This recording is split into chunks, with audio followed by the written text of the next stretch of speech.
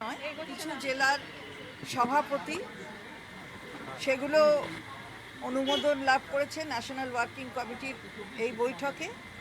আর আমরা গতকালই এই রাজ্যের তৃণমূল মহিলা কংগ্রেসের সভানেত্রী, তার নাম বলেছিলাম, আলিফা আহমেদ এমএলএ। আজকে যুবর সভাপতি স্টেটের অর্ণব ব্যানার্জি তার হয়েছে এবং সে হয়েছে যুবর সভাপতি। এবং ছাত্র তো ইতিমধ্যেই প্রিয়াঙ্কা অধিকারী, আমরা বলে দিয়েছিলাম, বাকিগুলো আপনারা জানেন। আর আমাদের পক্ষ থেকে স্পোক্স পারসন কুণাল ঘোষ, তিনি আপনাদের কাছে বাকিটা বলবেন।